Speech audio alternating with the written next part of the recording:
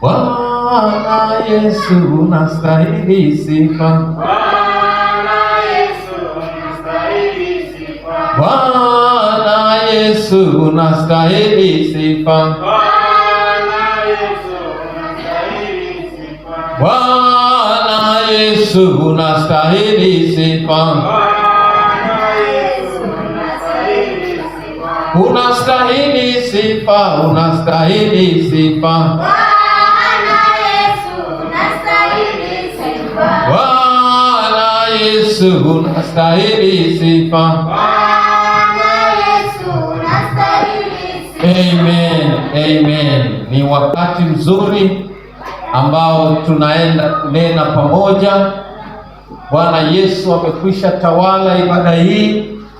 Wale walioko koramu ya Yesu ni 2 watatu. Kwa hiyo kama uko hapo, uko mahali pa sawa. Haleluya, haleluya, haleluya. Maji machafu hayawezi kufanya mmea usimee. Haleluya. Maji machafu kwanza ndiyo mbolea, inafanya mimea inamea vizuri. Haleluya. Na wewe na mimi, maneno ya watu machafu yasikuvunje moyo katika huduma unayofanya, kwa sababu hayo maneno yao yafanye kuwa mbolea kwako na utapiga hatua. Haleluya, haleluya. Bwana Yesu asifiwe. Leo ni siku njema, tunaenda kujifunza mambo mengi katika maisha yetu, na sitahubiri peke yangu, bali walio karibu nami kama nyinyi, nanyi mtapata nafasi ya kuchangia. Haleluya, haleluya. Wapendwa, katika maisha tunayoishi kuna watu wanatukosea, na wengi ni watu wa karibu nasi, wengi ni watu wa karibu nasi. Haleluya. Je, utavunjika moyo kwa sababu ya vita vya kutoka kwa watu, ama utasimama ili umtukuze Kristo? Haleluya. Zaburi 37 inasemaje? Zaburi 37 inasemaje? Kwa sababu kuna watu hawatakupenda hata utende mazuri kiasi gani, lakini wao hawatakupenda. Zaburi 37:1 inasemaje? Kama kuna mtu asome. Usikasirike kwa sababu ya watenda mabaya. Ile maiki imeenda wapi? Twende mtumishi. Usikasirike kwa sababu ya watenda mabaya. Usikasirike kwa sababu ya watenda mabaya. Usiwahusudu wafanyao ubatili. Usiwahusudu wafanyao ubatili. Haleluya. Yaani katika maisha yako ya wokovu, katika maisha yako ya ndoa, usikasirike kwa sababu ya watu wanaotenda mabaya.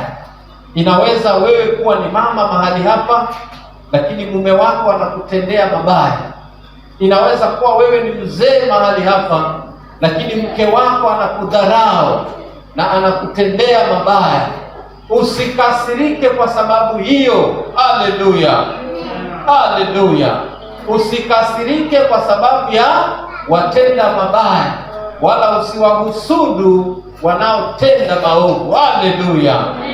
Hapa unaweza kukasirishwa, ndugu anaweza kukasirisha hapa ndani, usikasirike. Ukifika kwa nyumba, mume wako anaweza kukukwaza. Umetoka hata hivi kwa ibada, ukifika kwa nyumba anakujibu vibaya, anakutukana, umetoka wapi? Lakini maandiko yanasema usikasirike kwa sababu ya watu wanaotenda mabaya, wala waovu wasikuvunjie siku yako. Haleluya. Kuna wazazi wetu pia katika familia tunazoishi, kuna wazazi wetu tuko nao, unakuta mamako hakupendi, babako hakupendi, ndugu zako hawakupendi. Haleluya. Wanakunenea mabaya. Isikukasirishe. Haleluya. Umeenda kuonana na mzazi, hata kuku upikiwi, hakuna, hata hawana kitu, lakini ndugu yako akiingia anatayarishiwa mambo mazuri. Isikukwaze, unakomazwa katika huduma. Haleluya. Watu watakukataa, lakini unapokataliwa ndivyo unavyozidi kuinuliwa na Yesu Kristo. Haleluya! Bwana Yesu asifiwe. Ndugu zako watakutenga, lakini isiwe shida. Simama kwa imani, maana ni wengi tumewaona wakikataliwa, lakini hao ndio walikuwa wamebeba maono. Haleluya! Simama kwa ndoa yako, simama imara, usimamishe nyumba yako. Kama wewe ni mama, kama wewe ni mzee, simama imara. Maandiko yanatuambia katika Yoshua 21 mstari wa 45, Biblia inasema ya kwamba Mungu hutimiza mambo yote aliyotuagiza. Kama Mungu amepeana ahadi, Mungu atatimiza hiyo ahadi. Si sawa? Mungu atatimiza hiyo ahadi. Yoshua 21:45, tafadhali soma. Mungu anasema yeye hutimiza ahadi zote. Kama aliahidi kwamba utaolewa, lazima uolewe.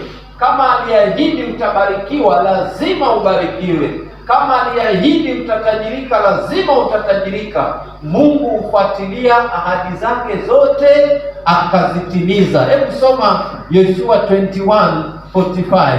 Karibu.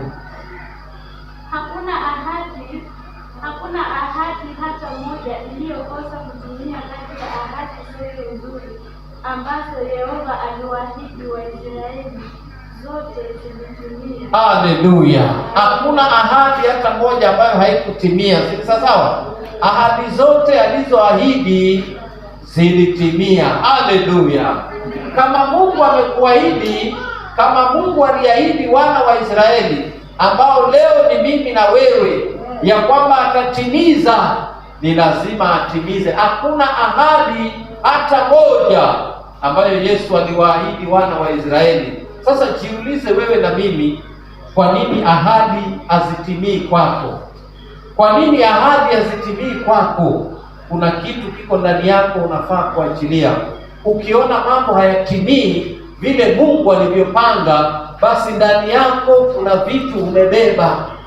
Ukiona una amani kwa ndoa na Mungu amesema amani ni lazima iwe kwa ndoa, jiangalie wewe, useme hii amani inakosekana wapi? Hivyo vitu ambavyo umeweka ndani, wacha na amani itatokea. Haleluya! Kuna watu ahadi zao hazijatimia mpaka leo kwa sababu wamekataa kuachilia mizigo iliyo ndani yao. Bwana Yesu asifiwe. Mungu akiahidi atatimiza ahadi, si amesema atatimizia wana wa Israeli ahadi zote? Kwa nini ya kwako haijatimia?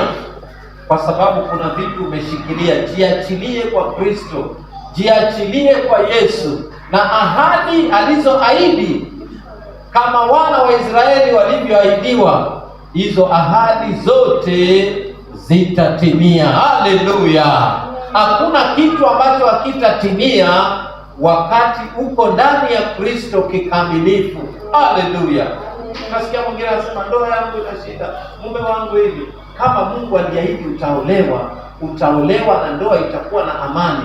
Angalia ni wapi kunakoseka na ni mizigo gani umebeba. Haleluya!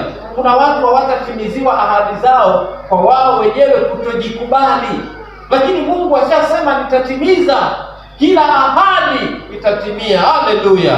Lakini kwa nini yako haijatimia? Kwa sababu kuna vitu bado kama waokovu tunatembea nazo. Haleluya! Unasema umeokoka na unatembea nazo, hakuna ahadi itakayotimia kwako. Haleluya! Bwana Yesu asifiwe. Jana nilikuwa nafundisha kuhusu wanawake kufura katika ndoa. Umeolewa, hauwezi kuchukua nafasi ukakaa na mume wako mkaongea kama rafiki. Wanaume nao vivyo hivyo. Mwanaume ameoa mke, lakini saa zote ni kelele, hawana amani. Akiingia ni kama askari ameingia kwa nyumba. Hiyo ndoa haitawahi kutimiziwa ahadi zake. Si sawa? Ikiwa nyumba yako ina kelele, ikiwa nyumba yako haina amani, hamwezi kucheka kama bibi na bwana, ahadi zile ambazo Yoshua alitimiziwa hautatimiziwa, kwa sababu Yoshua alitamka akisema kwamba mimi na nyumba yangu nitamtumikia Bwana, na ahadi zote ambazo Bwana aliahidi Yoshua na wana wa Israeli alitimiza. Kwa nini ndoa yako kuna vita? Kwa nini ndoa yako hakuna amani? Kwa sababu kuna mahali hutaki kuachilia, na ile ahadi ya Kristo ya amani haitatimia kama hautakubali kuachilia. Haleluya! Bwana Yesu asifiwe.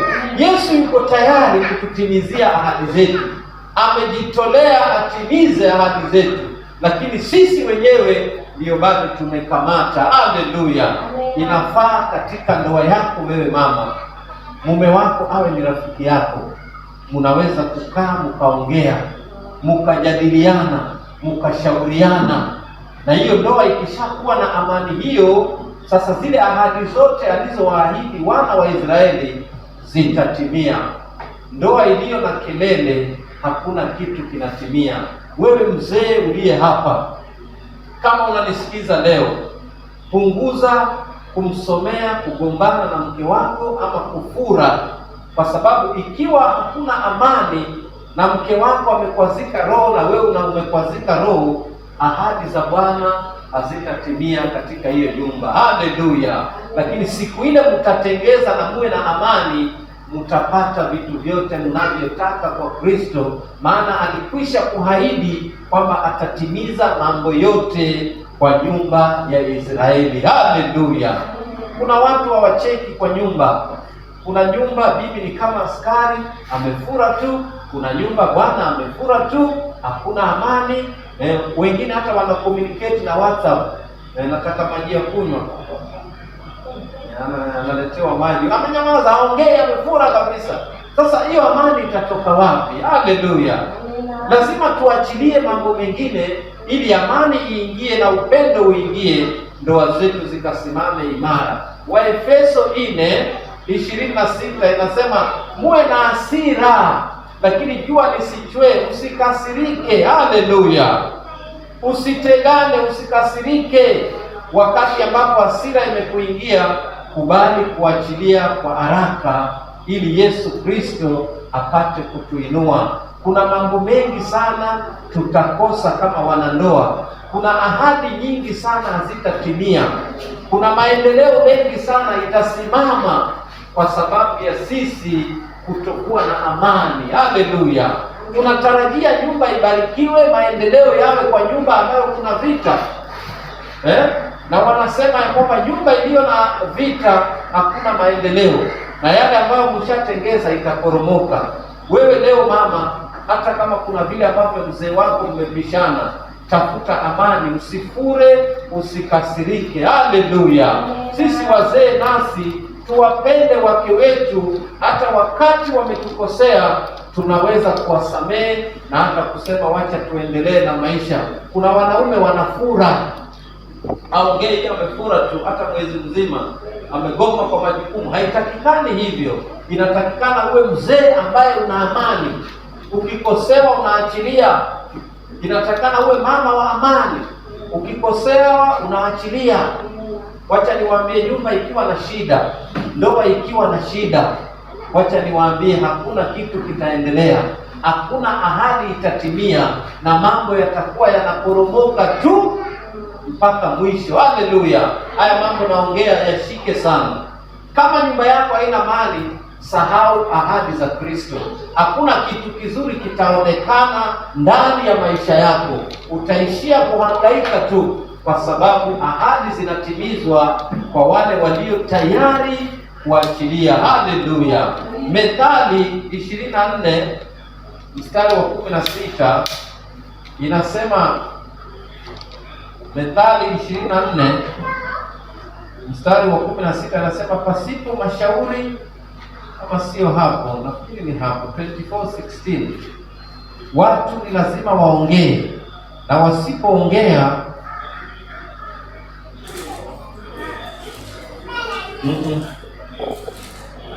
nataka andiko linalosema pasipo mashauri taifa huangamia. Methali hapo inasema watu wasiposhauriana, hilo taifa litaangamia. Na tutalipata tu hilo andiko ili tusonge nalo tusaidie. Inatupasa tushauriane, bibi na bwana wapate kuongea, na katika kuongea kwao ndiyo mambo itafaulu. Haleluya! Hamuoni hilo andiko, pasipo mashauri taifa huangamia, na penye wingi wa ushauri taifa linapona. Liko hapo kwa Methali. Jamani, nyinyi ni wasomaji Biblia kila siku. Najua siku hizi tunaangalia tukipita tu kwa haraka. Ndio sawa. 11:14. Very good.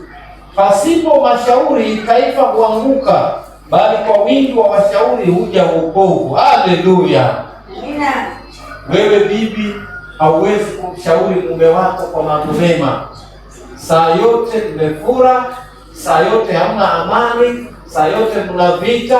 Hiyo nyumba haitawahi kupata baraka za Kristo. Haleluya. Ahadi za Mungu hazitatimia hapo ndani. Ahadi za Mungu hazitawahi kutimia hapo ndani. Haleluya. Haleluya. Ahadi za Mungu hazitawahi kutimia hapo, kwa sababu ahadi zinatimia katika nyumba ambayo kuna amani. Ewe mama, mshauri mume wako vizuri. Mume wangu, tufanye hivi. Ewe mzee, sikiza mke wako anapokuambia jambo, kubaliana naye kwa yale yanayowezekana. Tufanye hivi, tufanye hivi, alafu ahadi zitatimia. Nimekuja na ujumbe huu kwa sababu kuna mambo mengi katika maisha yetu ya ndoa haijatimia kwa sababu sisi wenyewe ndiyo vizuizi. Wakati tutakapokubali kuachilia kuwa gumu na kukasirika na kufura kwa nyumba, hiyo nyumba itakuwa na maendeleo. Haleluya. Amani njema na amani inaleta baraka katika kila nyumba. Bwana Yesu asifiwe. Uzuri wa nyumba ni ikiwa na amani. Haleluya. Ukikosesha nyumba amani, kwisha. Haleluya. Wacha tusome kitabu kingine, Isaya 60 mstari wa 22. Tafadhali nisomee Isaya 60 mstari wa 22. Nisomee hapa. Isaya 60:22. Nasema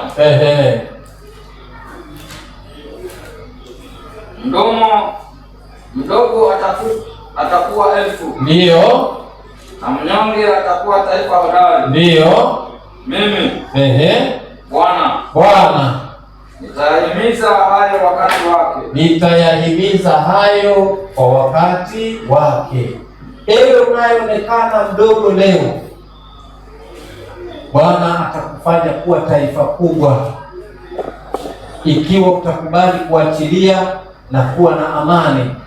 Bwana atainua maisha yako. Vile vitu huna utapewa, na utainuliwa hata katika vitu vyote, maana alishaahidi. Lakini hayo yote atayahimiza yatimie kwa wakati wake. Je, uko tayari kuachilia makunyanzi na mizigo iliyo ndani yetu ili Bwana akahimize baraka zetu zitimie? Maana baraka zetu hazitatimia kama tutakuwa na mizigo ndani yetu, ila Bwana ataharakisha, atahimiza. Kuhimiza ni kuharakisha kile ambacho huna sasa ukapate kupewa. Haleluya. Bwana Yesu asifiwe. Utakapokubali kuachilia mizigo ndani ya roho yako na uwe na amani, Bwana atafungua milango ya baraka. Bwana ataachilia baraka ndani ya nyumba yako. Haleluya. Na chochote utakachofanya kitaendelea. Ewe mama, kama uko hapa, ondoa mizigo.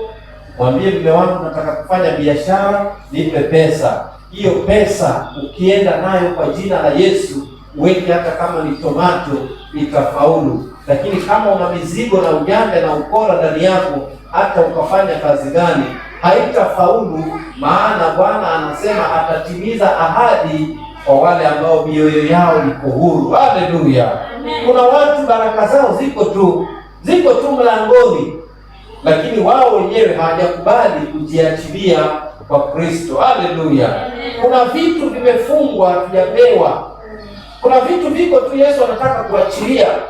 lakini wewe mwenyewe umejifunga, kwa sababu saa yote ni vita, saa yote ni kung'ang'ana, saa yote ni kushindana. Hakuna siku utapata baraka kwa hiyo ndoa. Haleluya! Msaidie mume wako kwa kuachilia. Unajua, mimi husema ndoa ni kati ya watu wawili wajinga ambao wako tayari kusameheana. Kama hauko tayari kumsamehe mwenzako, achana na mambo ya ndoa, kwa sababu ndoa ni makosa tu. Kukoseana ndani ya ndoa ni jambo la kawaida, lakini kama ukikosewa kidogo umefura mwezi mzima, ukikosewa kidogo umefura wiki nzima, amani itapatikana wapi kwa hiyo nyumba? Haleluya! Enyi wamama mnaonisikiza na wazee, tafuteni amani ya Kristo ndani ya nyumba zenu, muone milango itakayofunguka na mfereji ya baraka ikimiminika. Haleluya! Majibu mazuri, kuongea vizuri, heshima ni mambo ambayo yanachangia sana ndoa kuwa imara. Lakini majivuno, kiburi inatangulia chochote kianguke. Yoshua ametuambia 21:45, anasema Bwana atatimiza kila ahadi ambayo Bwana aliahidi itatimia, lakini haitatimia rahisi kama sisi wenyewe hatutajitakasa na kuachilia matendo yetu mabaya. Haleluya! Ndio maana wengi wetu tumeokoka na tunapitia maisha magumu, mpaka wengine wanatucheka, wanasema sasa ule ni wokovu gani? Lakini sio kwamba Mungu amekataa. Mungu ameweka tu baraka karibu, lakini wewe ndio hutaki kuachilia uchafu. Hata ukipewa, maneno ni mengi, ukura ni kwingi, vita ni nyingi. Haleluya! Ukiangalia Kumbukumbu la Torati 30 ukianza 15, anasema hivi, nimeweka mbele yako mema na mabaya. Sasa amua wewe mwenyewe kuchagua mema ili kuwe na maisha mema. Yaani kila kitu amekuwekea wewe. Ukikubali kuachilia mabaya, mema yanaingia. Ukikubali kuweka mabaya ndani, mema yanaondoka. Haleluya! Tuimarishe ndoa zetu kwa kukataa ubaya. Haleluya! Heshima tuiweko na njia zetu zitakuwa sawa. Bwana Yesu asifiwe. Bwana Yesu asifiwe tena. Nafikiri tuko sawa katika maandiko hayo nimesoma, na ninajua kuanzia sasa kila mtu atapata dakika 5 ya kuweza kuongea, alafu ndio nitakuja nimalizie. Jamani, tuangalie maisha yetu ya ndoa.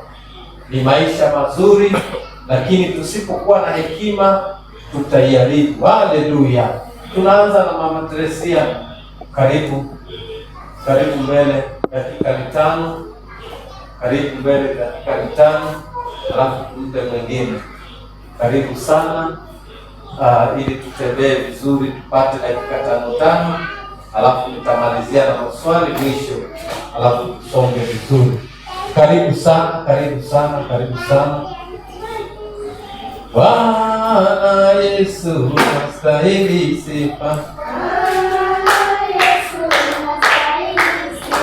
Bwana Yesu unastahili sifa.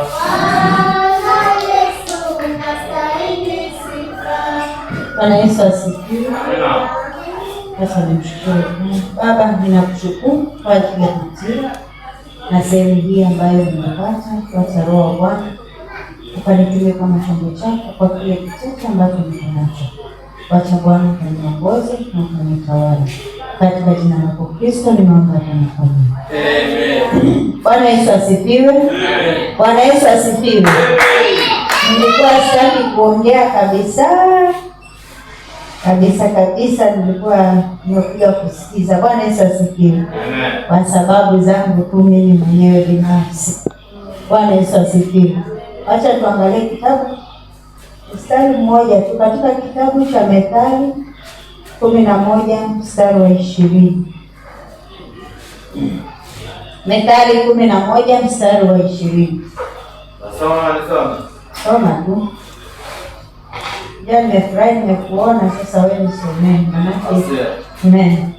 Methali kitabu ni Methali mlango 11 mstari wa 20 inasema, wenye uhalifu moyoni ni chukizo kwa Bwana, walio wakamilifu katika njia zao humpendeza. Amina. Wenye kuhalifu moyoni ni chukizo kwa Bwana, walio wakamilifu katika njia zao humpendeza Bwana. Bwana Yesu asifiwe. Nataka niseme hivi, kama ni mafundisho, mtumishi amefundisha mafundisho mengi, wamama, wazee, na hata katika mitandao tunasikia mafundisho mengi tu. Bwana Yesu asifiwe. Lakini tumekuwa wanafiki. Bwana Yesu asifiwe. Tumekuwa nini? Wanafiki, kwa sababu katika mafundisho na neema ambayo tumepewa mahali hapa ni ya kipekee. Bwana Yesu asifiwe. Na ikiwa wewe hutabadilika katika nyumba yako, Bwana Yesu asifiwe, usikie mafundisho na bado tabia unazo mbaya ambazo bado tumefundishwa na tunaambiwa tuache. Bwana Yesu asifiwe. Tunaambiwa tubadilike. Bwana Yesu asifiwe. Wanaohalifu moyo ni chukizo kwa Bwana. Bwana Yesu asifiwe. Lakini wanaoenenda katika walio wakamilifu katika njia zao humpendeza Bwana. Bwana Yesu asifiwe. Unajua mtumishi anaongea tu maneno mazito sana. Bwana Yesu asifiwe. Hasa huku kufura huko sana katika ndoa. Bwana Yesu asifiwe. Huko sana katika ndoa. Bwana Yesu asifiwe. Na tusipoiacha hii tabia tunamchukiza Bwana. Bwana Yesu asifiwe. Utafanya kazi ya Mungu, utafanya lolote utakalolifanya, lakini hakuna jema lolote utaliona katika maisha yako. Bwana Yesu asifiwe. Maana ikiwa umehalifu moyo wa mke wako ama umehalifu moyo wa mume wako, kuna faida gani utapata hapo? Bwana Yesu asifiwe. Yule mwenzako amechukua mzigo, kila mara anakwambia jambo hili halifai, jambo hili halinipendezi, lakini bado unalirudia kila wakati. Bwana Yesu asifiwe. Bwana Yesu asifiwe. Hata kama wewe ni kichwa cha nyumba, hata kama wewe ni mama, na unajua kwamba hili jambo mume wangu ameliongea sana, ama mke wangu ameongea sana, hili jambo halimpendezi. Bwana Yesu asifiwe. Kwa nini ulirudie kila wakati? Bwana Yesu asifiwe. Unahalifu moyo wa mwenzako. Bwana Yesu asifiwe. Na yote mtakuwa machukizo kwa Bwana. Bwana Yesu asifiwe. Na wakati moyo unapougua ama moyo unapokuwa na changamoto, Bwana Yesu asifiwe, haswa mambo ya ndoa huwa yanaumiza sana. Wakati unapomuumiza mwenzako, kitu cha kwanza afya yake inazorota. Bwana Yesu asifiwe. Anakuwa mtu wa kuchanganyikiwa. Bwana Yesu asifiwe. Yaani hafikiri straight kwa sababu kuna kitu kinamtatiza. Bwana Yesu asifiwe. Nafikiri yule amepitia, wote tumepitia maisha ya ndoa, na yote amepitia maisha ya ndoa, amepitia kujeruhiwa katika ndoa, kwa sababu ni maisha ya ndoa ya kila siku yapo. Bwana Yesu asifiwe. Na Yesu umehisi ule uchungu wa mtu anapohisi wakati mwenzako anapokukwaza ama kuumiza. Bwana Yesu asifiwe. Huwa unasikia hata appetite inakutoka. Bwana Yesu asifiwe. Kwa hivyo tuangalie sana, haswa sisi ambao tunaitanga kwetu wakitina. Wakitina ni watu wa ndani. Bwana Yesu asifiwe. Sisi watu wa hapa ndani, kwa sababu nimeona mafundisho ambayo mtumishi anaendelea nayo kwa mitandao, watu wanayapokea kwa idadi kubwa. Bwana Yesu asifiwe. Na kwa moyo mmoja. Bwana Yesu asifiwe. Sasa ikiwa wale wanayapokea na ni watu ambao wako mbali, je, sisi ambao tuko hapa ndani si ni zaidi? Bwana Yesu asifiwe. Ndoa zetu zisitajwe kwa mambo ambayo hasiyopendeza. Bwana Yesu asifiwe. Na ninasema hivi mimi nikiwa ndani, kwa sababu huu ni msumeno. Bwana Yesu asifiwe. Sisi tuwe mfano kwa wengine, tuwe mfano hata kwa watoto wetu. Bwana Yesu asifiwe. Kama mimi niko na vijana wangapi pale kwa nyumba, wa kike na wa kiume. Bwana Yesu asifiwe. Ni watu wamefika sasa wanataka kuingia katika ndoa. Bwana Yesu asifiwe. Lakini kwanza wanatuangalia mimi na mzee wangu tunafanya nini. Bwana Yesu asifiwe. Na wanauliza maswali, generation ya sasa inakuuliza maswali. Bwana Yesu asifiwe. Ambapo ndio hali ya hatari. Sasa ikiwa sisi hatutaelewana kwa nyumba, ama wewe kama unakuwa na tabia zisizopendeza ama tabia chafu, ama mama unakuwa na tabia chafu pale kwa nyumba, wale watoto wanachukua nini katika ndoa zao? Bwana Yesu asifiwe. Kwa hivyo mimi ningeomba tu katika yale tunayoyasikia tuyatilie manani na tubadilike. Bwana Yesu asifiwe. Sema tubadilike. Tubadilike. Bwana Yesu asifiwe. Unapata umekwaza mke wako hata ibada anaacha kuja ibada, kwa sababu wewe umemkwaza. Bwana Yesu asifiwe. Umemkwaza mume wako hadi katika ibada. Mwingine naye amepazika anakuja kwa sababu ni rutini ya kuja katika ibada. Bwana Yesu asifiwe. Anaona lazima niende, lakini katika moyo wake anaumia moyoni. Yaani umekwisha kuharibu ule moyo. Bwana Yesu asifiwe. Tunapokuja kwa ibada tunakuwa machukizo mbele za Bwana. Roho anataka kushuka pale kazi, anaona tu kuna mizigo ndani ya mioyo yetu. Bwana Yesu asifiwe. Kwa hivyo sisi wanabebwa, sisi hapa ndani, kwanza tuanze kubadilika katika ndoa zetu. Tuonyeshe mfano watoto wetu. Bwana Yesu asifiwe. Kwa sababu mimi napitia maswali pale, nina vijana ambao ni ngangari. Bwana Yesu asifiwe. Anakwambia mama, kwa nini hivi na hivi na hivi? Bwana Yesu asifiwe. Kwa hivyo tuangalie sana tunapokuwa katika ndoa tunafanya nini na hao watoto wetu wanasoma nini. Barikiwa kwa haya. Haleluya.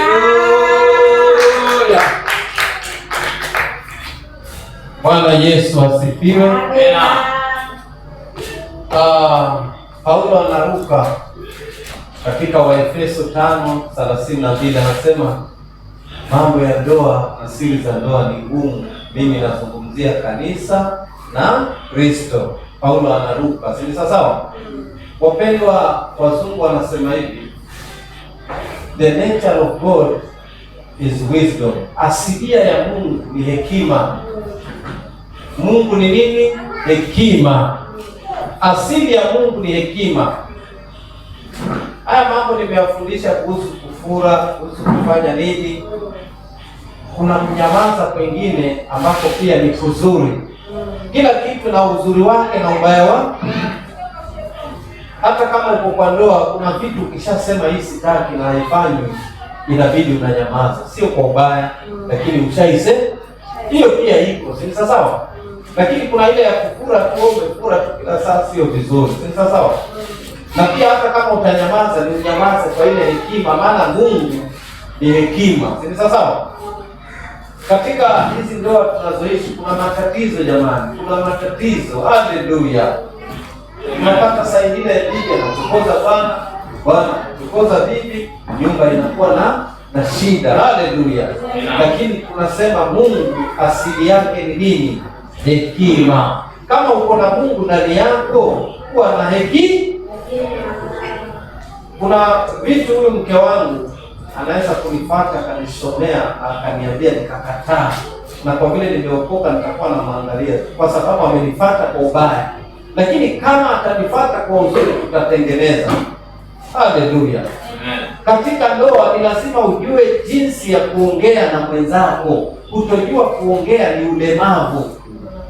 Kuna wale katika ndoa wanapenda kuvutia kwao, kama ni mwanamume anavutia kwake, mimi ndio nakosewa, lakini yeye ndo ameanza kutenda. Si sawa? Kama ni mwanamke anavutia kwake, lakini yeye ndo ameanza makosa. Na kuna watu wananyamaza sio kwa ubaya, anaangalia nikichukua action itaniletea shida. Sasa anakuangalia na baadaye anarudi anakuwa sawa, lakini ile mizigo inazidi tu kukaa. Kuna mwanamke anakuangalia unamkwaza leo, kesho anarudi sawa, lakini baadaye ile mizigo inakuwa mingi ndani. Haleluya. Kile ninachotaka kusema mimi, kabla hujawahi kulaumu mwenzako, jiangalie wewe. Mimi huyu mama pastor nikitaka niheshimu, lazima mimi nianze kumheshimu. Si sawa? Lakini mimi nisipomheshimu, yeye atachukua hiyo gea yangu tu. Si sawa? Kama nikunijibu anajibu vile anataka, tayari mimi ndio nilianza kumjibu hivi. Sasa yeye anachukua kutoka kwangu. Haleluya. Jamani, tuangalie hizi ndoa zetu. kabla hujalaumu mwenzako, jiangalie wewe.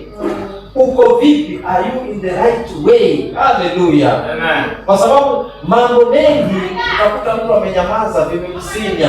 Haleluya. Ameongea mpaka amechoka. Sasa anaona haina haja ya mvutano.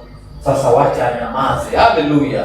Na kuko kunyamaza huko si kubaya, kwa sababu amezuia mangumi na vichwa. Si sawa? Sasa ameamua tu kunyamaza, lakini si kwa ubaya. Mimi nazungumzia kule kufura usikokuwa na maana.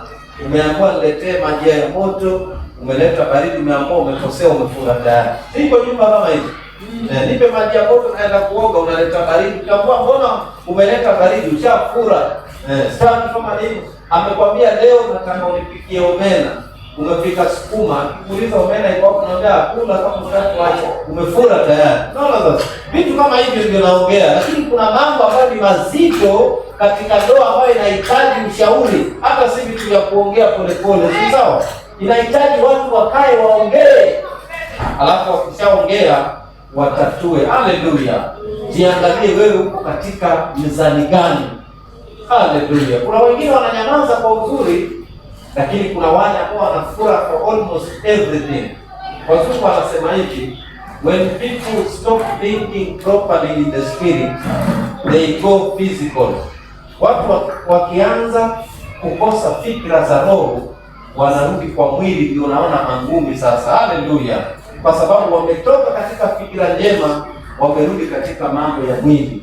Kwa wamama nawaambia, mume ni kichwa, jaribu kumheshimu mume wako.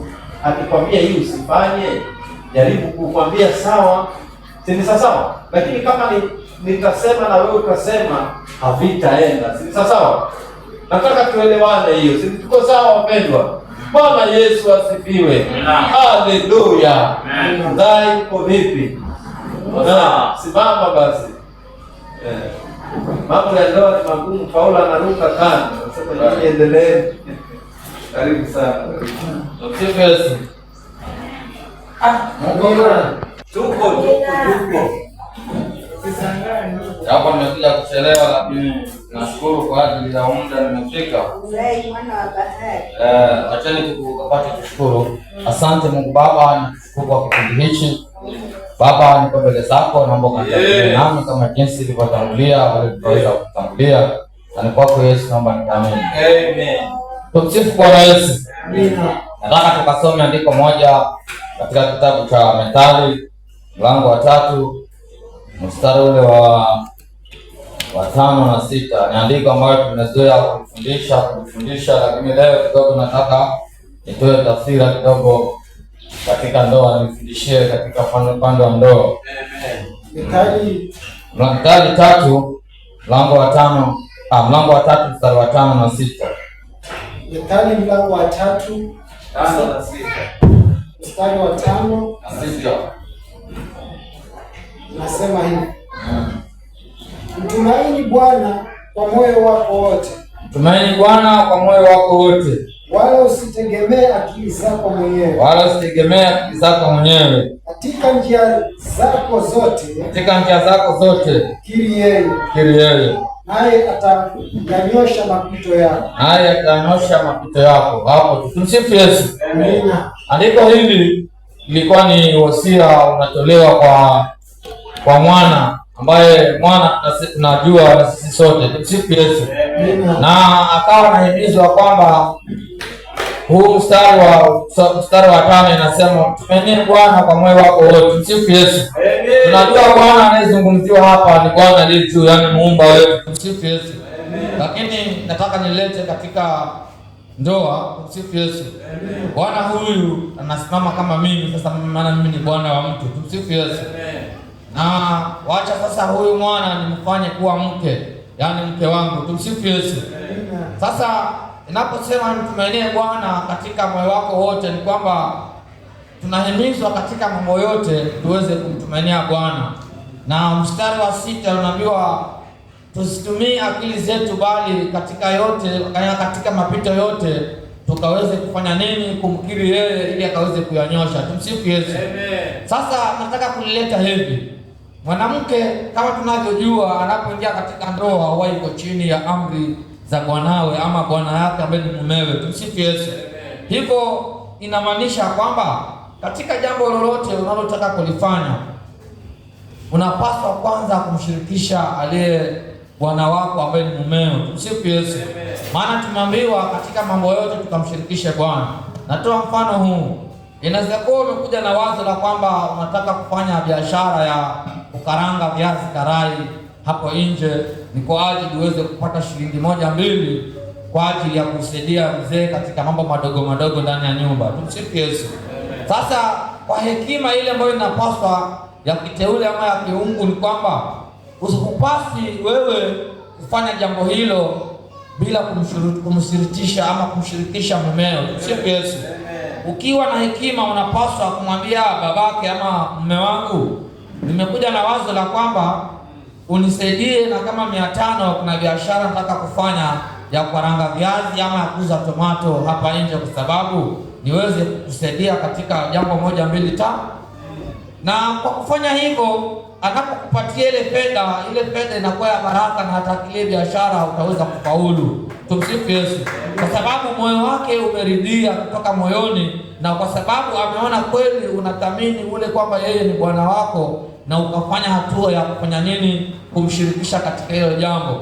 Hata katika hali hiyo anaweza kuwa pengine alikuwa na wazo zaidi ya hilo lako, na ukaona baada ya kupa 500 akakwambia baada ya 500 nilikuwa hata nimepanga, kuna mlango mahali nilikuwa nimeona ni mzuri na hata nilikuwa nimeanza kulipia.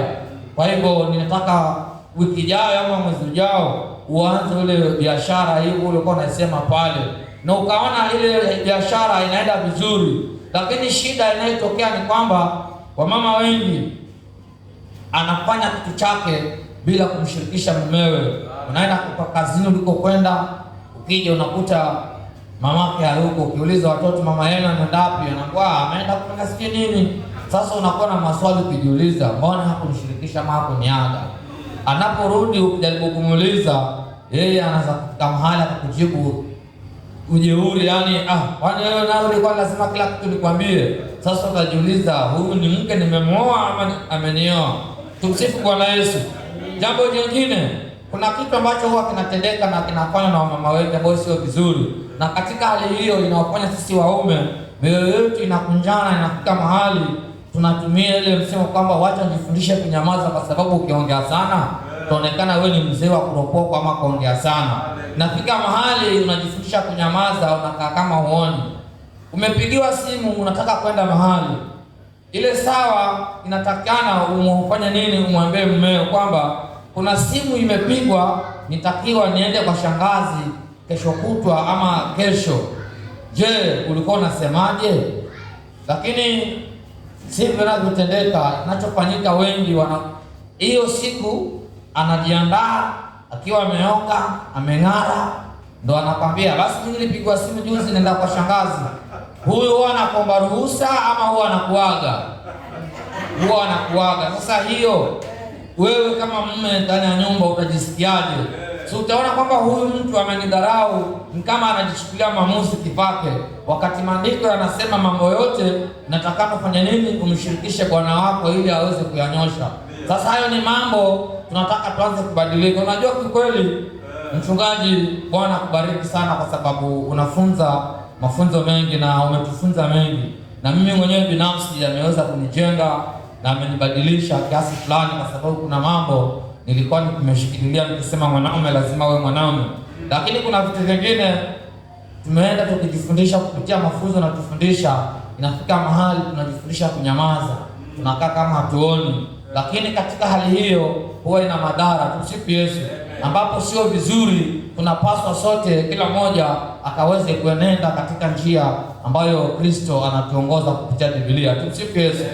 Mimi sina mengi, wacheni kwa haya kidogo. Bwana wa maana tubariki. Haleluya. Haleluya. Bwana Yesu asifiwe. Amen. Unakuta nzai umekuja na points muhimu. Kuna mambo ni muhimu kabisa. Kutii ni bora kuliko dhabihu. Si sawa? Mume wako amekwambia mimi naondoka saa 6 nitapitia nipike lunch kwa tayari, nala niondoke niende kazini. Si sawa? Anapitia tu, labda pengine gari ya kazi itapita hapo, Sasa akishuka tu anaingia nyumbani, labda apate chakula kiko tayari, wewe ndio unabandika. Naona sasa mambo vile elimu yanakoseka. Yeye anakuja anakuta iko tayari, wewe ndio wabandika sufuria na gari na mgoja pale barabarani, alafu wewe ndio mkali. Naelewana? Haiendi hivyo. Amekwambia asubuhi, nenda na timing yako. Hapa ndipo watu wengi tunakosea. Haleluya! Alafu ukishakosea, badala ya kujua umekosea, sasa unakuwa mkali. Yaani ukali ndio silaha. Hapa ndipo kuna hata. Haleluya! Mwanaume, mke wako amekwambia nenda ukitoka town chukulie kitu fulani, umerudi anakuuliza umekuja nayo, umkali. Wewe usiniambie bana, usiniambie, mwambie tu nimepitia hapo sikupata, kama nimesahau, si sawa? Kuliko kuwa mkali. Haleluya! Bwana Yesu asifiwe.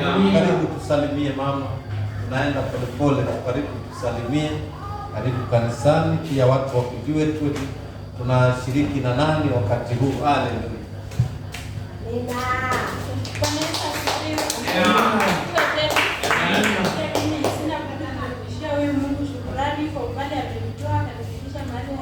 Si kwa uwezo wangu, bali ni kwa Mwenyezi Mungu.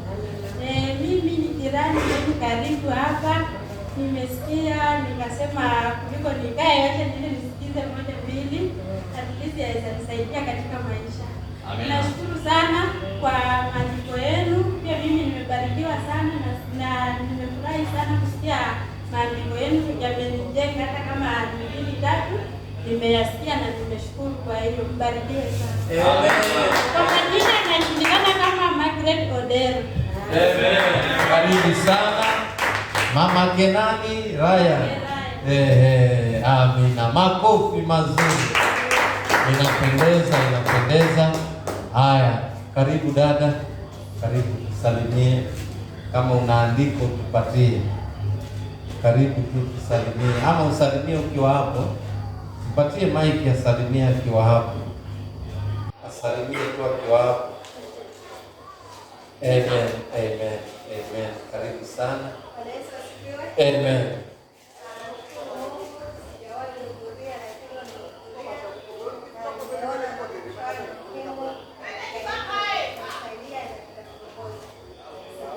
Amen. Makofi kwa Yesu. Haleluya. Inapendeza. Haya, Mama Pastor, ni wakati wako uje utuchangie na utujenge zaidi. Karibu kwa ibada. Makofi mazuri yanapokuja. Makofi mazuri. Amen. Bwana Yesu asifiwe. Amina. Acha tuombe. Asante Yesu, uishie na kutawala. Nazidi kuinua jina lako nikisema ni asante. Nimesimama mahali hapa kutoa maandiko. Roho Bwana, wacha ukanitumie mfalme wa falme, zineni la kwangu bali nikanene yanayotokana na kwako. Tunakemea yule mwovu shetani kuja na kuleta roho ya confusion katika jina la Yesu Kristo, akapate kushinda. Tuongoze, tutawale na kinywa changu na mawazo yangu katika jina la Yesu Kristo nimeomba na kuamini. Amen. Hadi msifu Yesu. Amen. Sina maandiko mengi vile. Acha tuende katika kitabu cha Mithali 11 mstari wa 16. Mithali 11:16. Kitabu Mithali mlango 11 mstari wa 16 nasema hiyo. Mwanamke wa adabu huheshimiwa daima. Na watu wakali hushika mali siku zote. Mwanamke wa adabu huheshimiwa daima. Tunaona mahali pale tumefundishwa mwanamke ambaye ananuna ama mume ambaye ananuna. Sasa mimi ninaenda kwa mwanamke wa adabu ataheshimiwa daima. Wewe kama una adabu zako katika ndoa yako utaheshimiwa. Hallelujah. Si kwa mzee wako peke yake, utaheshimiwa hata kwa jamii. Maana wewe ni mwanamke ambao una adabu zako. Yaani wewe ni mama ambao una adabu, hata kule umeoleka watu wanakuona una adabu zako. Unapokuwa na umeingia mahali pale, yaani wewe kila mmoja umechukua kama familia yako. haugonganishi wale watu, unawapenda wote, unawaunganisha. Yaani unaheshimiwa mahali pale. Wanasema afadhali ndugu yetu alioa mke mzuri, maana huyu mke kweli ameleta amani katika ndoa hii. Unaheshimiwa mahali pale. Pigia Yesu makofi. Unaheshimiwa mahali pale. Ukiwa katika ndoa yako, mwanamke anaye adabu, yaani mume wako pia atakuheshimu mahali pale, maana wewe si mama wa kununa nuna. Haijalishi katika ndoa kuna changamoto watu wanapitia, lazima saa zingine mgwarushane, lakini haijalishi mmegwaruzana, wewe utabaki kuachilia, unasema hiyo wacha itoke. Na anapokuja mzee, wewe una furaha tena, yale yamepita, mnaanza kuongea tena. Huyo ni mwanamke ana adabu zake, maana utaki kushikilia maneno. Unajua kukosana kuko, lakini hii wacha iende. Sasa wacha, huyu ni mzee wangu, atabaki ni mzee wangu. Huangalii kule kukosana. Wewe ni mwanamke aliye na adabu yake. Tumsifu Yesu. Hata katika plot ambaye tunakaa, huwe ni mwanamke ambaye na adabu yake, ambaye anaheshimiwa. Yaani unakaa kwa plot, si kuwa unagongana na watu kila wakati, unagombana na watu. Unakaa ni mwanamke ambaye si rahisi hata kusengenya. Yaani watu wakikutafuta hapa wakupati. Unakuwa ni mwanamke ambaye ana adabu zake, ataheshimiwa. Unaheshimiwa na watu hata kwa plot unayekaa, maana wewe ni mwanamke aliye na adabu yake, ataheshimiwa. Pigie Yesu makofi. Tuheshimiwe. Unapokaa mahali unapokaa, uheshimiwe kwa adabu yako. Jiheshimu, anza kujiheshimu wewe. Maana heshima ni uanze kujiheshimu mwanzo. Jiheshimu wewe na utaheshimiwa. Na utaheshimiwa maana una adabu yako wewe mama. Jinsi unapokaa na mume wako katika ndoa yako, jinsi unapokaa na watoto wako katika nyumba yako, utaheshimiwa na watu. Maana watu wanakusoma. Lakini kama wewe ni mama wa kelele, wewe ni mama wa mwanaume anapokosa kidogo umenuna, utanuna hata anaporudi jioni na zawadi, wewe hutaki kupokea ile zawadi, wewe bado unakumbuka yale. Wewe umekasirika, unamwambia weka hapo, na hutaki kuangalia. Na yeye hiyo basi amekuja na kuomba msamaha, lakini wewe hutaki. Wewe bado unakasirika, unaendelea na hasira. Utavunja ndoa yako mwenyewe. Huyo ni mwanamke mpumbavu ambaye tunamsoma katika kitabu cha Methali 14:1. Hebu soma mahali hapo.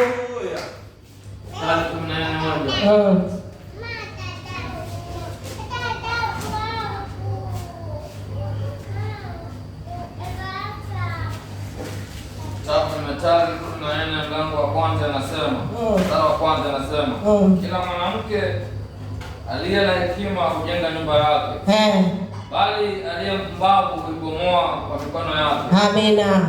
Mwanamke aliye na hekima hujenga nyumba yake, aliye mpumbavu hubomoa na mikono yake mwenyewe. Maana wewe mwanamke umekuwa mpumbavu, maana mmekosana na mume wako. Huenda mume ndiye amekukosea, lakini ametoka ameenda kazini. Anaporudi na zawadi, badala uachilie ile hasira, upokee yule mume wako, wewe unaendelea na hasira yako. Wewe bado umebeba ile hasira. Unasema sasa zawadi hii ni ya nini? Anakuambia chukua, utaki, unamwambia weka hapo kwa kiti, na unaendelea na shughuli zako. Ikifika saa ya chakula unamrushia hapo kwa meza. Wewe utaki kujua, umwongeleshi. Wewe ni mwanamke mpumbavu. Utavunja ndoa yako wewe mwenyewe. Hasira, usikae na hasira. Mwanaume anapokukosea, achilia hiyo.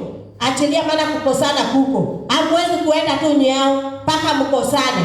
Kukosana kuko, kukwaruzana kuko. Lakini jua hiyo ndio safari ya njia ya ndoa. Hiyo ndio ndoa inazidi kukua. Unaachilia. Napoona hivyo unaachilia na utaheshimiwa.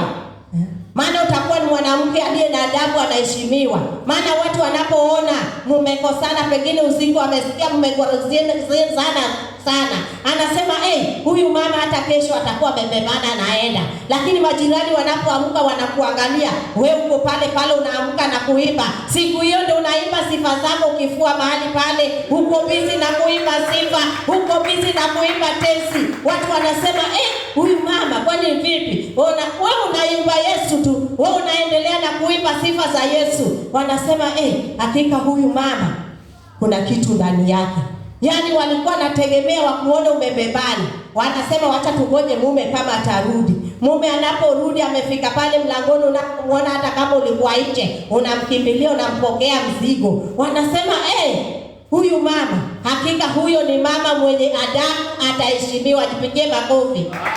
Maana watu watakusoma wewe, waseme huyu mama, hakika huyu mama si wa kawaida. Nilikuwa ninajua huyu mama siku ya leo vile amepigwa usiku wote mpaka asubuhi, nilikuwa ninaona huyu mama ataenda, lakini huyu mama ameamka na kazi zake. Hata anaimba nyimbo za Mungu tu, anaimba nyimbo za kusifu Mungu na bado yuko tu. Hata mume wake ameingia, yani hakutaka kukasirika, anapokea tena, anamwandalia tena. Yani unakuwa ni ushuhuda, watu wanashuhudia kupitia wewe. Pigia Yesu makofi. Ndoa nyingi zinavunjika sana kupitia wamama. Wamama wengi ndio wanafanya ndoa zinavunjika. Maana sana mzee sana ni kichwa. Wacha nirudi hivyo, lakini si kuwa nawatetea wazee. Mzee ni kichwa, sisi ni shingo. Lakini pia mahali pale mzee mheshimu mama. Tuheshimiane upande wote. Lakini mama, unapata mzee pengine amekosea kidogo, mama anataka kubeba hiyo. Mama anataka kubeba, hataki kuachilia. Sasa mzee anashangaa. Mzee anapokuja na zawadi anashangaa, hapokelewi. Kesho bado mama amenuna tu. Usiku mama amegeuka, ameangalia ukuta. Sasa wewe unakumbuka huyu mzee, itakuwaje wewe? Unaanza kumfukuza pole pole, unaanza kumtoa pole pole, na hivyo ndio mzee anapotea kabisa. Pigia Yesu makofi. Kwa hivyo katika ndoa tuwe ni watu wa kuvumiliana upande wote. Wazee pia mpende wake zenu. Penda mke wako kama jinsi unavyojipenda wewe mwenyewe. Maana mmekuwa mwili mmoja, na mwili wako huwezi kupenda iumie hata popote. Ndiyo vile huwezi kutaka mke wako asikie uchungu. Maana unajua anaposikia uchungu na wewe unasikia uchungu. Kwa hivyo penda mke wako. Mimi ni hayo, mbarikiwe kwa hayo.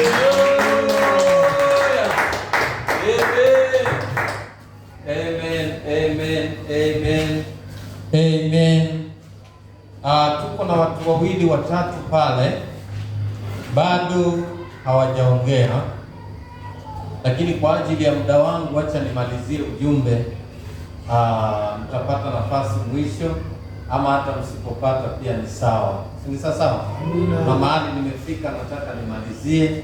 Kuna ujumbe nilikuwa nimeuanza nimeuacha katikati. Kuna vitu nataka nizungumze, lakini sasa haya ni maneno ya hekima. Kama utanielewa, basi jaribu kutafuta sana katika roho haya maneno naenda kukwambia. Kwanza na nukuu kitabu cha Kutoka 14 mstari wa 4. Alafu nataka msomaji anisomee Kutoka 10:27. Lakini sasa hivi na nukuu Kutoka 14:4. Inasema ya kwamba Mungu anamtuma Farao, ama Mungu anamtuma Musa kwa Farao. Nenda kwa Farao umwambie Farao aachilie wana wa Israeli wakaniabudu jangwani. Alafu maandiko yanasema Mungu huyo huyo anazunguka, anaufanya moyo wa Farao kuwa mgumu. Kuna kitu hapa tuangalie. Nisomee Kutoka 10:27. Kutoka 10:27. Kitabu ni Kutoka 10 mlango wa 10, Kutoka mlango wa 10 mstari wa 27. Ndio. Nasema lakini Bwana akaufanya kuwa mgumu moyo wa Farao. Asikubali kuwapa ruhusa waende zao. 28. Tosha tu. Lakini Bwana akaufanya moyo wa nani? Wa Farao. Farao kuwa mgumu. Moyo wa nani? Wa Farao. Bwana Yesu unastahili sifa. Bwana Yesu unastahili sifa. Bwana Yesu unastahili sifa. Bwana Yesu unastahili sifa. Kama wewe ni mwanandoa nisikize. Huyu Mungu ni wa maajabu. Na watu wengi sana wakianza kupata shida katika ndoa huwa wanamlaumu shetani. Ni sawa? Wengi hulaumu shetani, lakini hapo Bwana amesemaje? Yeye anamtuma Musa kwa Farao ambaye anasimamia ufalme wa kishetani. Alafu yeye anaenda kwa huyo Farao, anaufanya moyo wake kuwa mgumu asiachilie wana wa Israeli. Leo nataka nikwambie hivi, ukiwa katika hiyo ndoa, mume wako anaweza kuwa na tabia mbaya, hata ukijaribu kumwambia haiwezekani, ukafikiria huyu mtu ni pepo amemwingia, ni shetani amemwingia, lakini ni Mungu ndiye anaofanya moyo wake uwe mgumu, ili wewe ukomae kwa ndoa na ukomae kwa maisha. Mungu anatukomaza. Nataka uelewe hilo jambo. Unaweza kuwa na mke wako asikii, anakutesa, anakusumbua, ukimwambia hii hata unashangaa, kumbe sio shetani, ni Mungu amefanya moyo wake kuwa mgumu ili ukomae kama mwanaume katika ndoa. Si kama mnanielewa? Vivyo hivyo katika huduma, unaweza kuwa umeshikilia mahali, wewe ni mwimbaji, wewe ni mhubiri, lakini Mungu anatuma mtu aje akuguse kidogo tu, akwambie sasa waimba nini wewe? Wewe umehubiri hata huko rohoni, leo hata huko mchungaji leo hakuwa rohoni. Sasa mchungaji anakasirika, lakini Mungu anataka huyu mchungaji akomae katika huduma. Sio kama mnanielewa? Haya ni maneno ya hekima tunawapa. Kama utaelewa vile Mungu anavyofanya kazi zake, utanielewa. Kwa ndoa yako leo hii kuna mambo unapitia, roho yako imeugua, roho yako imesema huyu mwanaume huyu nikapata kisu na mdunga. Sio yeye, ni Yesu amerudi na nyuma. Sijui kama mnanielewa. Ni Mungu amerudi na nyuma akafanya moyo wa Farao kuwa nini? Haleluya. Wapendwa, ni maneno ya hekima haya. Usione unapitia jambo gumu kwa ndoa ukalaumu shetani na mume wako. Mengine ni Mungu anaruhusu ili katika hayo mapito ukomae. Haleluya. Hauwezi komaa kwa ndoa kama hakutakuwa na misukosuko. Haleluya. Siku moja nikawaambia, kurukaruka kwa maharagwe ndiyo kuiva kwake. Maharagwe yanapenda kuruka juu na huko inachemka. Kurukaruka kwa maharagwe ndiyo kuiva. Katika ndoa leo ninakwambia, katika ndoa muelewe hii, na hili andiko, haya maandiko nimewapa muyashike. Kwa nini Farao anafanya moyo wa Farao kuwa mgumu? Na yeye anataka wana wa Israeli watoke wakamwabudu. Tena maandiko yanasema Mungu anamtuma Musa, nenda mwambie Farao achilie wana wa Israeli. Alafu maandiko yanasema Mungu anarudi nyuma, anafanya moyo wa Farao usiwaachilie hao.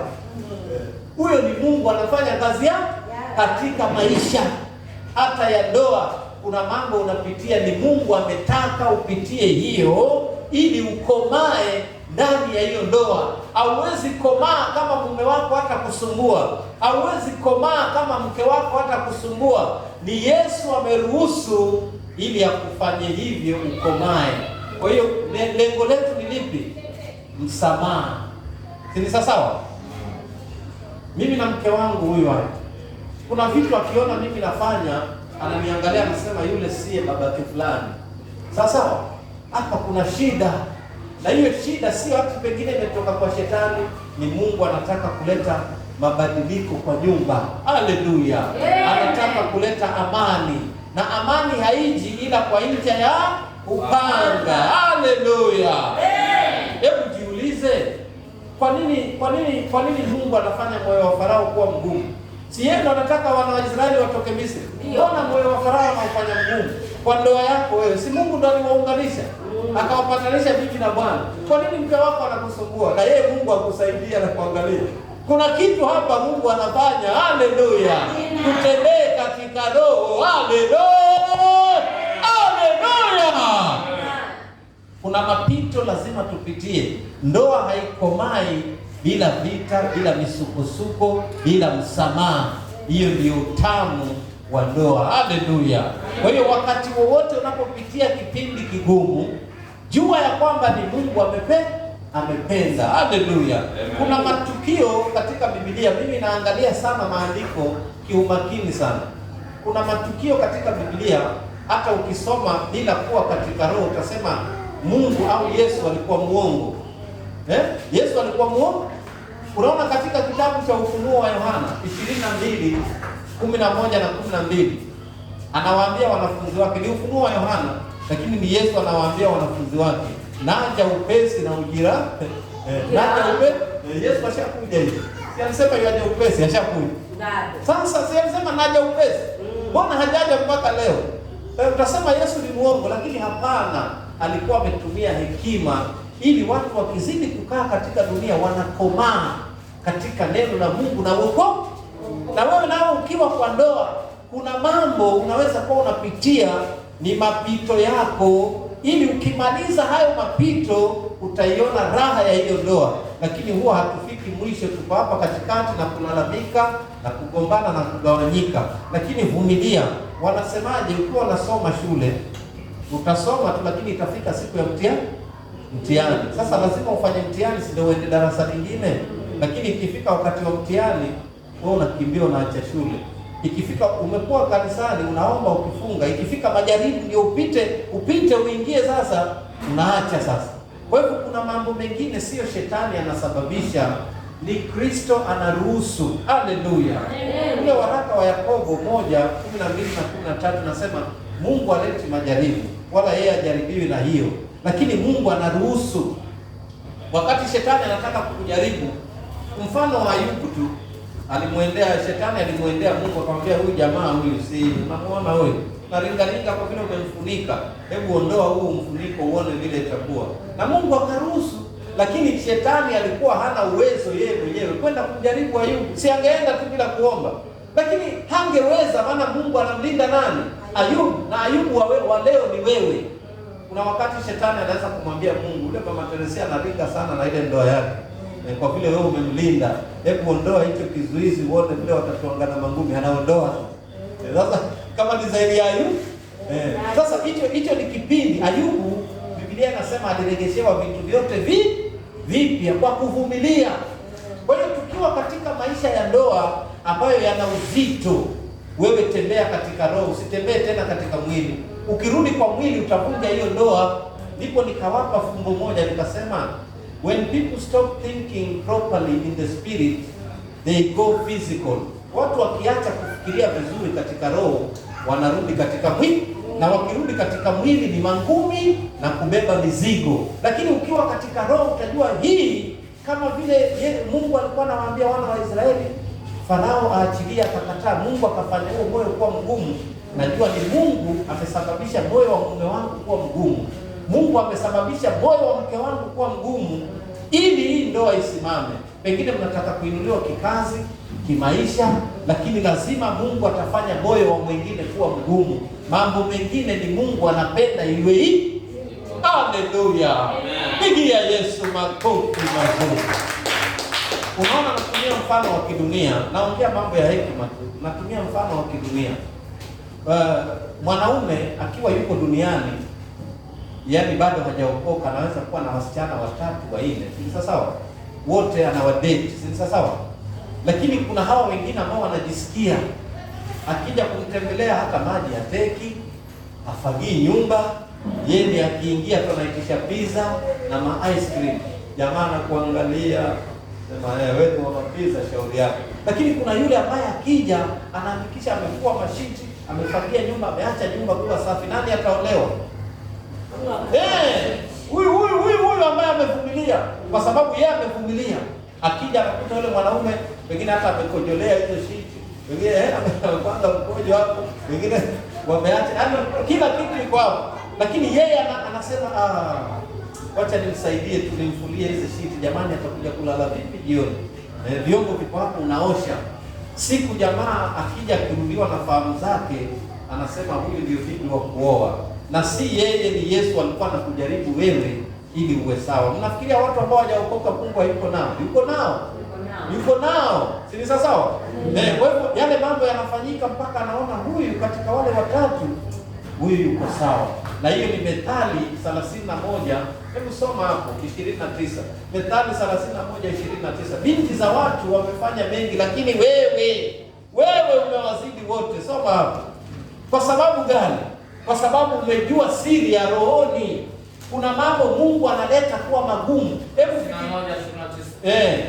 soma 31:29. Nasema binti za watu wengi wamefanya wema, lakini wewe umewapita wote. Angalia sasa, katika wasichana 4 wanaodetiwa na huyo jamaa, anachaguliwa, binti za watu wamefanya mengi, lakini wewe umewapita wote, kwa sababu wakati mgumu umevumilia. Na hii mifano yangu mnaishika kweli, wakati ninaposema ya kwamba ndoa ni kama mua. Wakati unaanza kula mua, unakula sukari, si sawa? Ukifika pale kwa ule mshipi, kuna kitu kigumu pale, kula na hiyo, alafu ukipita hiyo, kuna sukari nyingi. Sasa wewe utakaraa tu, tangu ulipoingia kwa ndoa ni raha tu. Mungu anaruhusu mambo yatendeke. Leo nataka mumjue shetani, sawa? Tuache kulaumiana, si sawa? Sisi wanadamu shida yetu ni nani? Shetani. Mwanadamu mwenzako hana shida na wewe, hana shida na wewe. Na hebu angalia nature ya Mungu wakati anamtuma Musa, nenda kwa Farao. Yeye ndo anayemtuma Musa, anakimbia anasema Farao lazima nikimwambia tu ataitika. Huko Mungu naye amekaza kamba.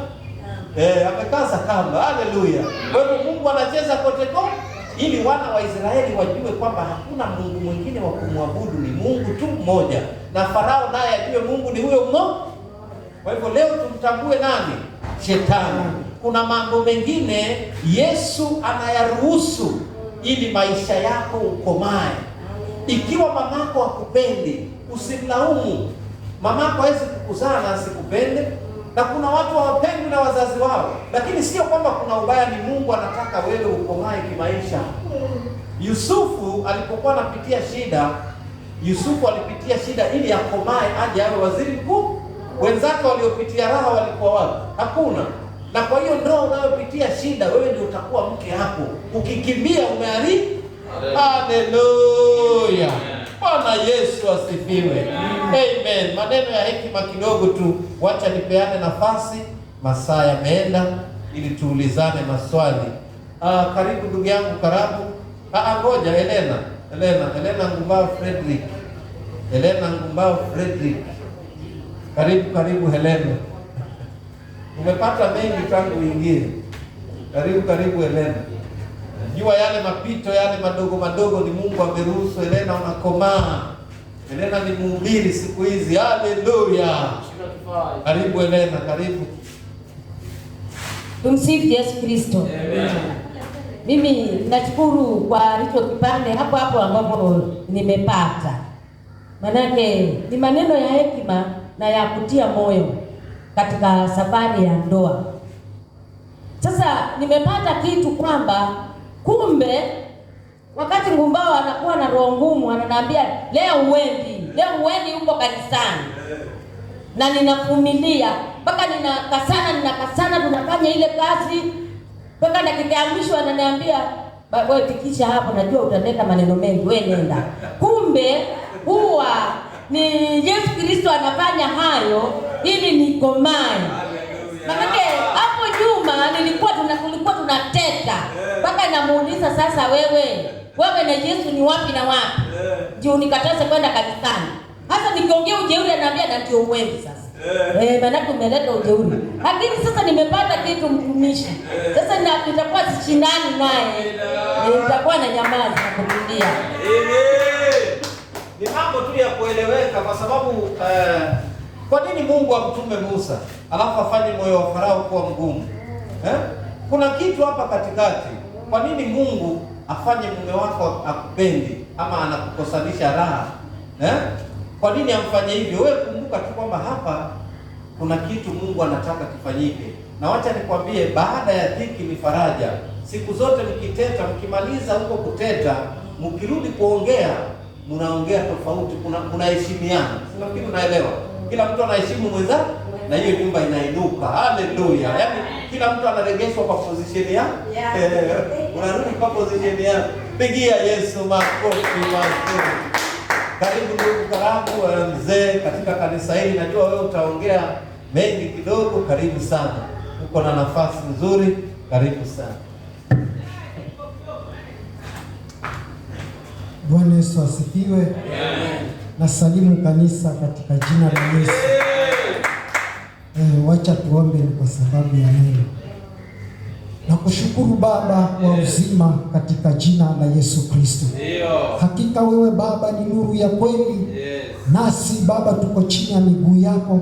Tuzidishie kung'aa kwa ajili ya nuru hii unayotupa, ili tuwe kielelezo chema katika ndoa zetu na hata katika familia zetu. Ni kwa ajili ya utukufu wa jina lako. Ni kwako Yesu Kristo nimeomba na kusadiki. Bwana Yesu asifiwe. Hakika mafunzo tunayoyapata hapa ni ya kujenga ndoa zetu. Amina. Tunapoichukua hii mafundisho na kuiapply katika maisha yetu ama katika ndoa zetu, basi katika ndoa zetu zitakomaa na tutakuwa kielelezo chema katika familia. Watu watakusoma vyema. Bwana Yesu asifiwe. Tuingiapo tutokako tutaambiwa, yule mtu Yuda ameokoka na matendo yake yanafatana na neno la Mungu. Bwana Yesu asifiwe. Haya tunayofunzwa hapa ni ukomavu katika ndoa. Bwana Yesu asifiwe. Kwa sababu mfano mzuri naweza kusema ni katika yule mama aliyekuwa anaitwa Abigail. Aliolewa na bwana katili, bwana mkorofi, bwana Bwana Yesu asifiwe. Bahili yule mtu. Bwana Yesu asifiwe. Lakini katika ubahili wake ama katika ubaya wake, Abigaili hakuleta kichwa, hakuleta hasira, hakuleta ugomvi. Utakuta ndoa za leo mwanaume akiwa namna hiyo, mke yuko mbioni akitafuta ushauri huko nje, mume wangu ni katili, mume wangu ni bahili, haniachii 50, haniachii pesa ya matumizi. Bwana Yesu asifiwe. Kukosa ufahamu. Bwana Yesu asifiwe. Kukosa hekima. Unapoona jambo kama lile, wewe Bwana anakukomaisha pale, ingia magotini, Bwana adhihirishe nguvu zake katika ndoa. Haleluya. Bwana Yesu asifiwe. Abigaili yeye hakusumbuka kwa watu, bali yeye alikuwa mnyenyekevu, anamtii yule Bwana. Bwana Yesu asifiwe. Yesu naye katika maisha yetu kuishi kwake hapa duniani, tunapata anatenda mema licha ya kwamba watu wanamkwaza. Bwana Yesu asifiwe. Hebu fikiria wewe aliyekuumba halafu unampiga kofi. Lakini Bwana anakusamehe tu. Haleluya. Inatakikana pia sisi tuige mfano huo. Unajua kichwa kikisimama vizuri, kikishikiliwa na shingo, basi ndoa ile itasimama vizuri. Haleluya. Shingo nayo ikisimama katika ubora wake, basi ndoa ile na hiyo kichwa itasimama vizuri. Lakini ndoa ikiwa na shingo yake inaregarega, basi kichwa nacho kitataabika, lakini akiwa na ufahamu wa Mungu ndani yake ataboreka vyema. Haleluya. Tusome hapo Tito 2:7. Wema katika ndoa. Wema katika ndoa. 7 na 8. 7 na 8. Inasema nini? Shika mtumishi. Kitabu ni Tito mlango wa 2 mstari wa 7 na 8 inasema, ndio, katika mambo yote ukijionyesha wewe mwenyewe kuwa kielelezo cha matendo mema. Kielelezo cha matendo mema. Kielelezo cha matendo mema. Na katika mafundisho yako ukionyesha usahihi na katika mafundisho yako ukaonyesha usahihi na ustahivu na maneno yenye uzima yasiyoweza kuhukumiwa makosa. Bwana Yesu asifiwe. Ili yule mwenye kupinga atahayarike, kwa kuwa hana neno baya la kunena juu yetu. Bwana Yesu asifiwe. Bwana Yesu asifiwe. Sasa hapa tunatakikana kuwa kielelezo chema katika matendo yetu. Pengine uone shingo inaregarega, kichwa lazima kisimame katika zamu. Haleluya. Bwana Yesu asifiwe. Shingo ikiwa inaregarega, kichwa kisimame katika zamu. Bwana Yesu asifiwe. Na kichwa kinaporegarega, shingo ambaye ni mwanamke asimame katika zamu. Usiwe mtu wa kulalamika. Haleluya. Kulalamika kwako hakutakusaidia kitu mbele za wanadamu. Afadhali upige magoti umlilie Bwana akupe suluhu. Haleluya. Haleluya. Lakini usiwe kichwa amekuboza kidogo, amekukataza kitu, wewe unafura kama hamira ama hamira ambayo imetiwa hamira nyingi. Bwana Yesu asifiwe. Haistahili.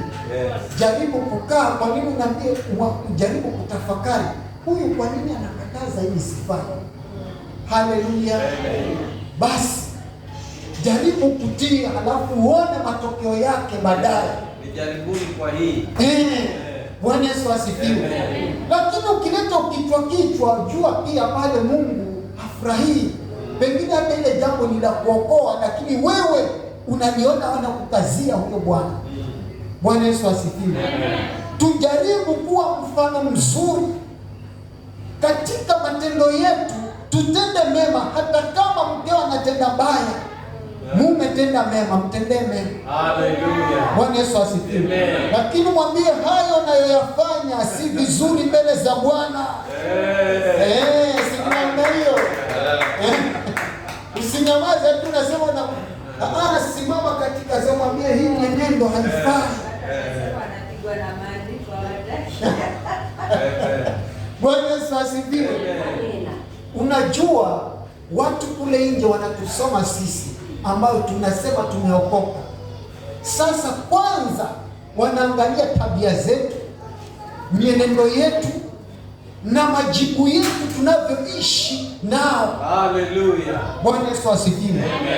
Sasa kiwango wa kutambua ya kwamba huyu yuko katika ubora, basi wamesoma mambo kadha wa kadha, ndio wakakuthibitishia huyu ndiye. Bwana Yesu asifiwe.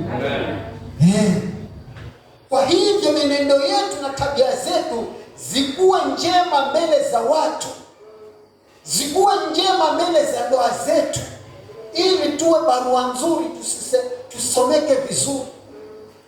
Unajua katika ndoa kila mtu anatazamiwa atendewe mema na mwenzake, lakini kabla hilo jema haujalitenda wewe, haujalipata wewe kwa mwenzako, anza wewe.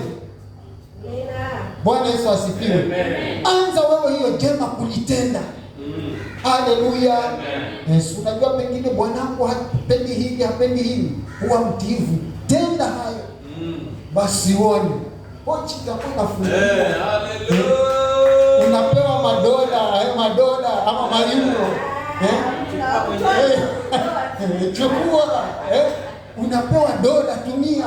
Haijaisha, unapewa bado ile iliyokupatia juzi bado iko. Hebu ongeza hii. Bwana Yesu asifiwe.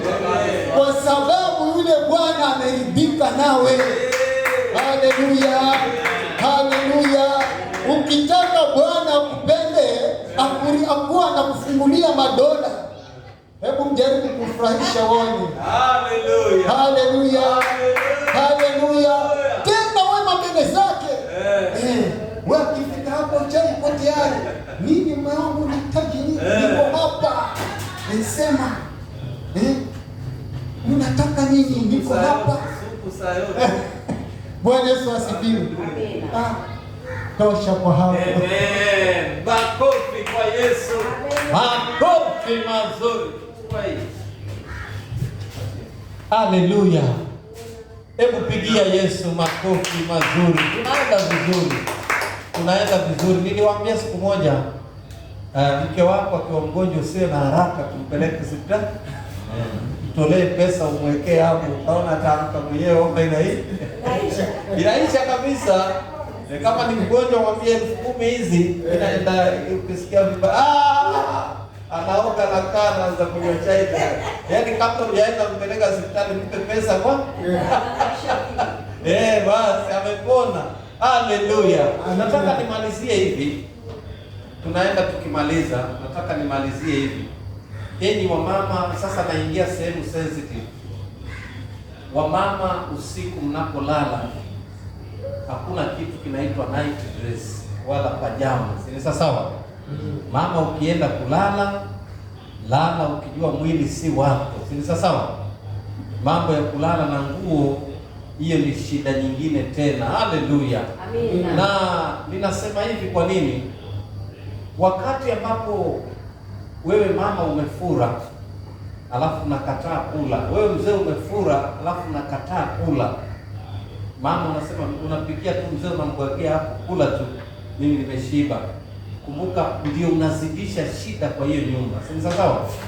Na mzee naye akija, mke wangu alinikwaza, sima yake sitaki, akipika mimi sitaki kula, bado ndio shida.